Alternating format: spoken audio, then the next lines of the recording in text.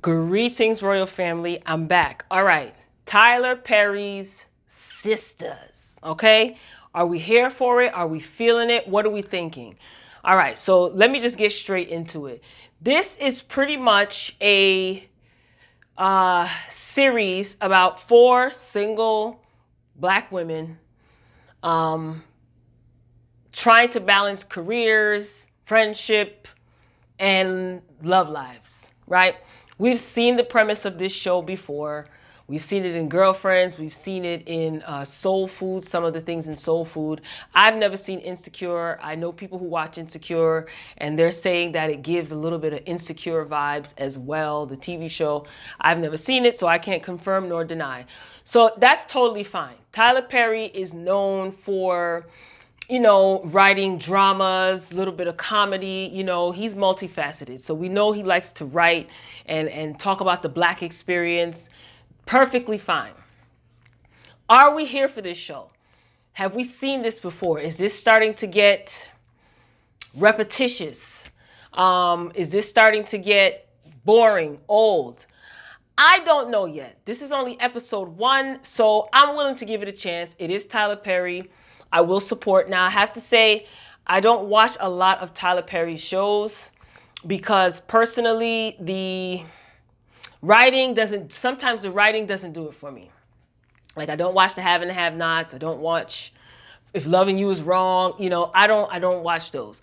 But I'm willing to give this a try. This is new. This gives me a little bit of Girlfriends vibe. And I guess because we never got a sequel to a season finale to Girlfriends, so I guess this is satisfying some void. Moving along.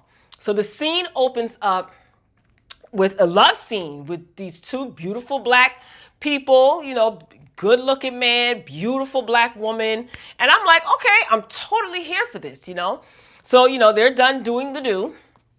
And the guy, he gets up and he's just like, the girl, she's so smitten. And I'm like, okay, they make a cute couple. They are really a good looking couple. I love this. They probably like super successful. This is what I'm saying as I'm watching the show. All right.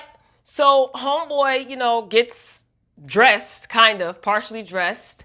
And he comes out of the bathroom with a cupcake. First of all, that's gross. Why do you have a cupcake in the bathroom? But anyway. So she's kind of hoping, you can tell that she was hoping that it would have been a ring. She looked a little bit disappointed, but she was still smiling. And he's just saying, I got to get the kids off to school. And, I'll see, what do you have planned for today? And she's like, oh, I have court. And he's just like, yeah, the new hot divorce attorney. So I said, okay, attorney, I'm here for this. Then the phone rings. And her whole body language, Andi, her body language just changes. And she says, is it her? I'm like, oh my God. Is he married? He is married. Gary is married. Like, I was so here for it. He talked about dropping off the kids and he hopes she has a good day. What does she have planned for the day? And then he married. Lord have mercy. So Andi is a divorce attorney, basically sleeping with a married man. That's what we got so far out of this first episode. Up next, we see Danny. She's driving in her car. She's talking to Karen, who's another one of the girls, one of the friends. And she's just complaining about a guy that's cheating on her and how he's liking pictures on the gram. Karen seems very annoyed with Danny, and she's not here for her antics at the moment because Karen herself, she's in the doctor's office getting ready to get her annual checkup. So yeah, Danny was like, what are you doing at the doctor's office? She's like, I'm getting my annual checkup. And Karen just doesn't want to be bothered. She's like, girl, I don't have time for this right now.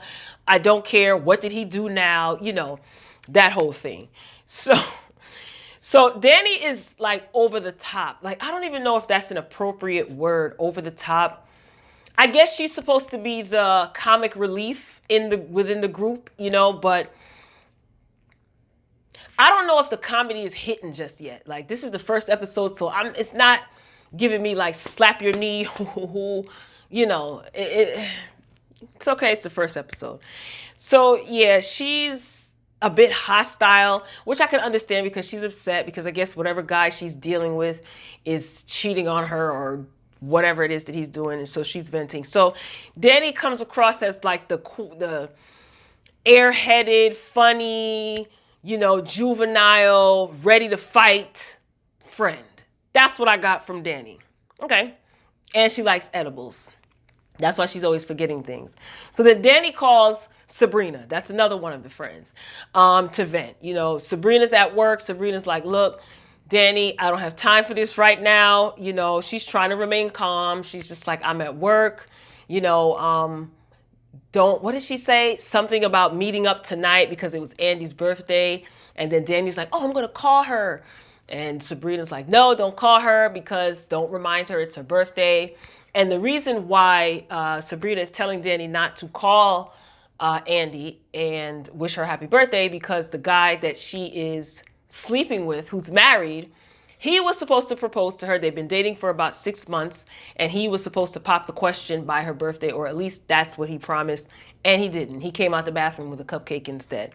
So anyway, so Sabrina just hurries up and gets off the phone with Danny and goes off into the bank or back to work. And then she's approached by a guy in her line, and Calvin, who pretty much asked her out on a date. He says that he's been watching her for the past couple of weeks, and he knows that she's not single because her status on social media says she's, single. So he's like, oh, I'm not a stalker. I just want to ask you out. So she says, okay, you know what?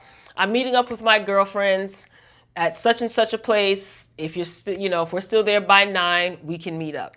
And he's obviously interested in her. So she's, she's liking the attention, and she was hesitant at first, but she gave in. So Sabrina is the bank manager who seems level-headed, and she seems even-tempered. She kind of seems to be the one that's like, she doesn't come across as judgmental. She kind of seems a little bit like innocent and pure, I guess. So she really seems like level-headed and even-tempered, and probably like a hopeless romantic because she wants to be in love, I guess. That's what I got.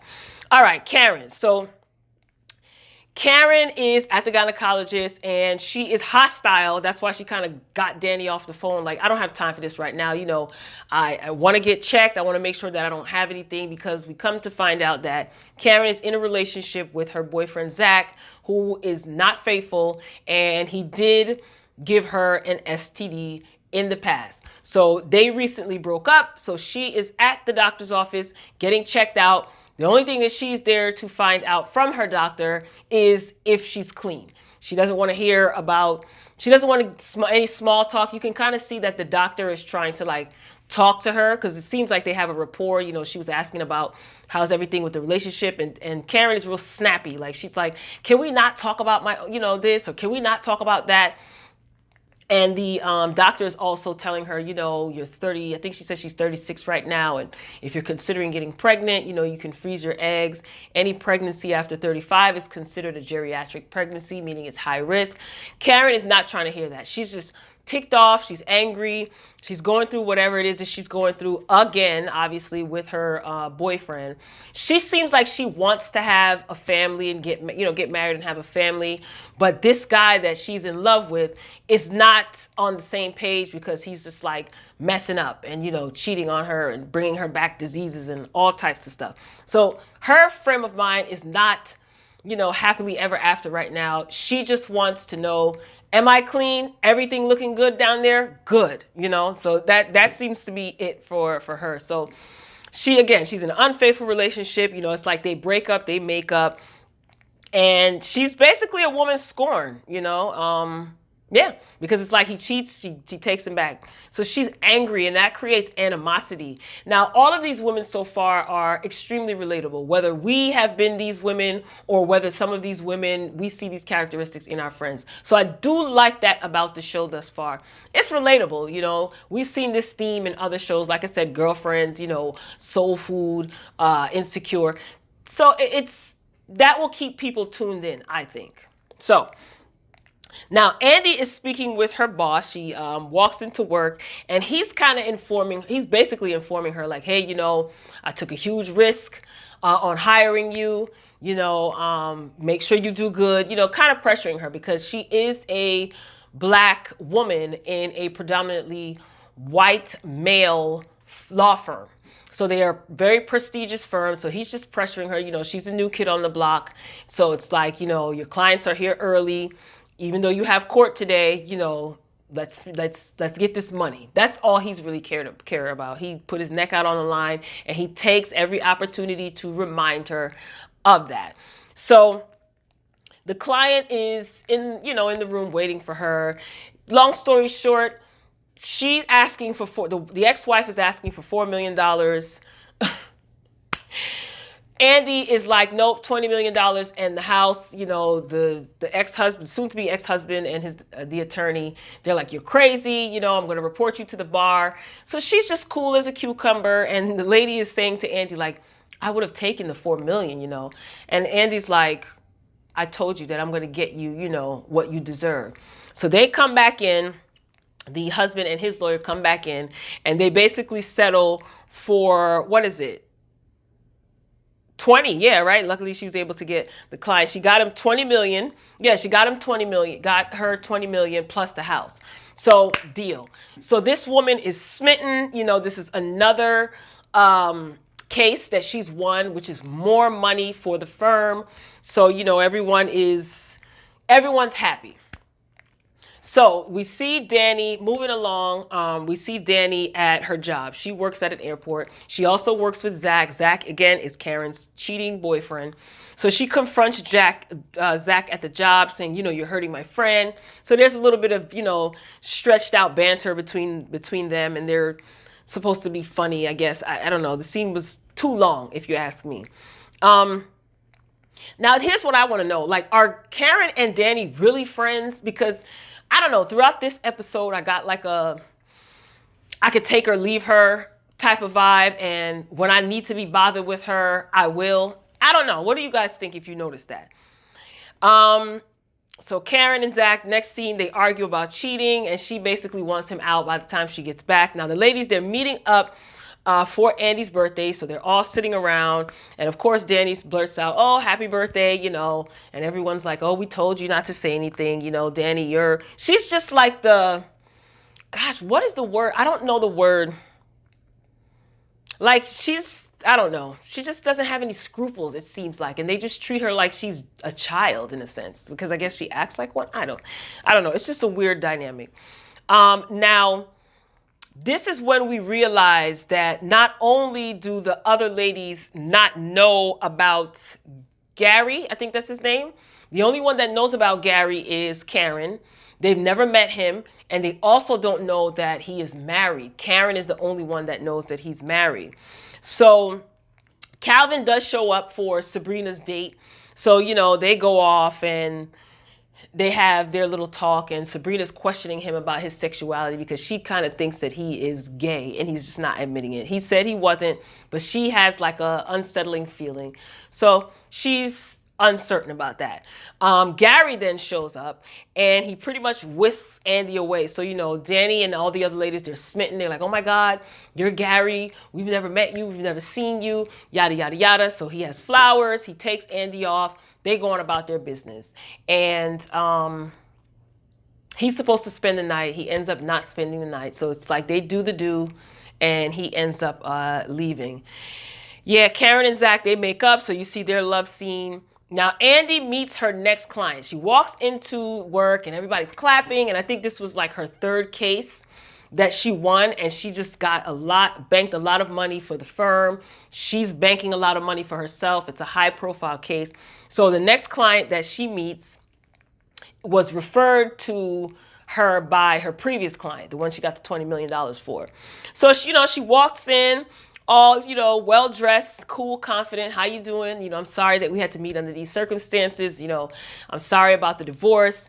And this woman is just ready to get divorced from her husband. Now, I saw this coming before it was even revealed who she was, okay?